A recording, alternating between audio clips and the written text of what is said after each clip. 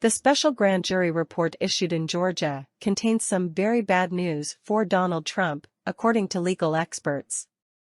The 9-page report contains only 2 new findings, showing the special grand jury concluded there was no widespread election fraud in the state and that at least one witness should be indicted for perjury, which will then be up to Fulton County District Attorney Fani Willis to decide.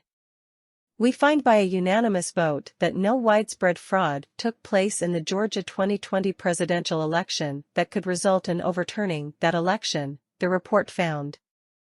Willis had asked a court to block much of the full report from release while she decided on charges, so only portions were issued Thursday to the public, but those findings were enough for legal experts to declare the former president was in trouble.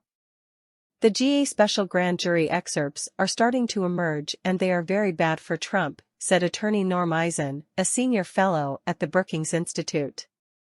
We find by unanimous vote that no widespread fraud took place in the Georgia 2020 presidential election. If that's true, then Trump likely committed crimes. He later concluded, the GA special grand jury has spoken, that means Trump committed crimes, he's gonna get indicted.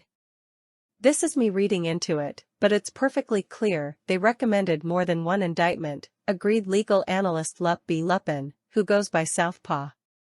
National security analyst Marcy Wheeler took a different approach, citing the lack of fraud in Georgia and commenting, Donald Trump loses GA for a 6th time. Los Angeles Times legal analyst Harry Littman summed the report up in one tweet, basically, we sat, we discussed, we voted on charges. And yes, some people committed perjury, and we agreed that there was no fraud in the election. Lawyer Allison Gill pointed out the piece of the report, noting one piece not previously known is that they recommend indictments for the unnamed people who lied under oath. The report cites at least one person who lied under oath, but didn't give any details about how many people. The new grand jury begins next month.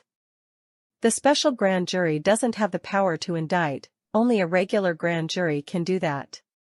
This one, however, will likely be impaneled for a lot less time than the previous one, given the legwork is mostly complete. Former FBI General Counsel Andrew Weissman pointed out that the lack of fraud in Georgia is not a good omen for Trump and co. The next shoe to drop will be Willis's. Former Acting Solicitor General Neil Katyal joked, or, as Bill Barr would summarize the report concludes no crimes were committed whatsoever.